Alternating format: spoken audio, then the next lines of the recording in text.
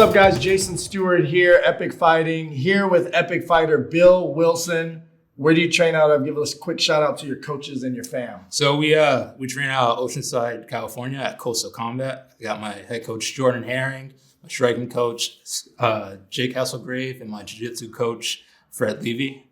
Awesome. Yeah. And so we got a lot of stuff to cover, so I'm going to try to just dive right into it and go quick. So you started training, you're doing your MMA thing, and then you had this horrible accident that happened to you. Tell us about that one first. The first horrible thing that happened. So essentially, I moved out here to be with my wife 2015, and her, my brother-in-law, and I all got hit by a car while we were walking across a crosswalk. So it kind of blew out my knee, and I was new to California, a huge foodie, so I just went to town and blew up to like 240 pounds, and then for a guy that fights at 170, and then 240 is a big jump. Oh yeah, and then I just. So how long were you out? How long could you not train? Probably like, I would say 6 to 8 months. 6 to 8 months, yeah. You're out. Yeah, and I just got really complacent too, and then I had enough of it, and it's like, I need to train. I miss training. I found a place nearby and just went to town, and hobby turned to addiction. I just kept going. So you start training again, and you're into it. Did you have any fights at that point? Yeah, so once, obviously, I got with my coaches now and started training with them and got competition ready and started fighting. I had, I believe, 2 fights in kickboxing and Muay Thai and 2 fights in MMA. Okay. And then... So you're busy. Yeah, I was busy. I was trying to stay as active as possible. So that was a big thing for me.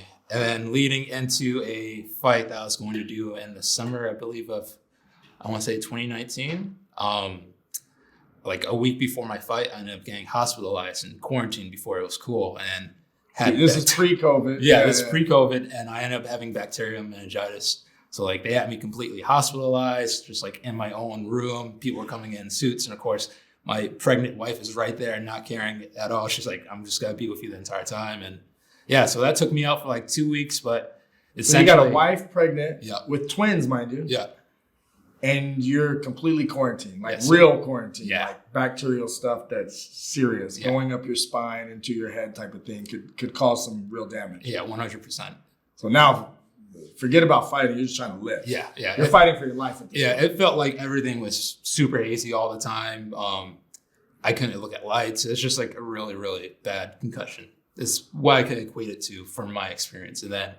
But you fought it. Yeah. So you fought it. You won that got battle. Better. Yeah, 100%. And then I had other fights scheduled, and another fight a few months later from there, I was back to training, and then I ended up hurting myself and had to cancel that one. And then February 2020, you guys had Epic 44, and I was fully ready. Yeah. I had teammates fighting that card. I was super pumped. I was back to it.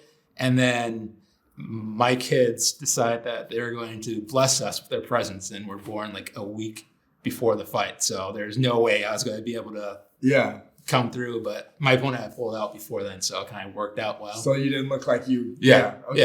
And then it worked out. Yeah, and then we had the COVID year, so that kind of shut everything down. So I didn't have a real actual fight for about 2 years.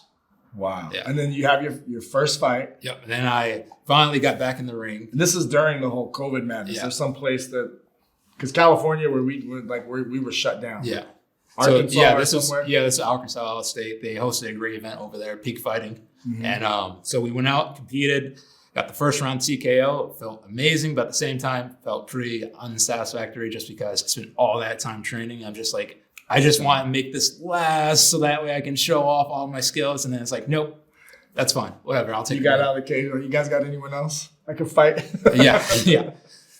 Should ask for a tournament or something. That's awesome. So tell us a little bit about your fighting style. You prefer ground? You prefer stand up? I'm a natural striker. Natural striker. The one loss I had was from a grappling match. It wasn't really a MMA match. It was a grappling match. Yeah. Shout out Jordan.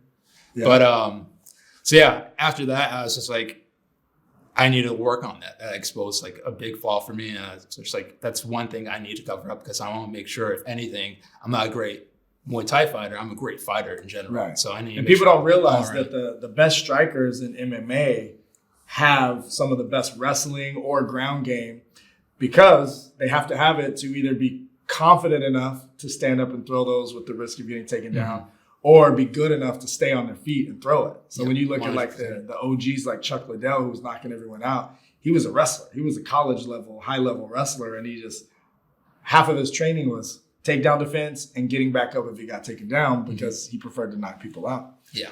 And like I was saying, right after that fight, we have my new teammate now, Chase C.A.M.O, who was a high-level D1 wrestler. He came in and helped coach me up for like the past 2 years. So that takedown defense is looking real sharp now. So after that fight, I was like, I'm never going to let another person try and dictate a fight like that. I'm going to make sure that when they step in there, they're playing my game, I'm not playing theirs. That's what wrestlers do. Yeah. They take the fight where they want it to go. And so people underestimate how important the wrestling is in the MMA game. And I guess you learned that the hard way. So what's going forward for you? Where do you, is this something that it's a chapter in your life? Are you looking for it to be like a career? Are you looking to go, high level champ?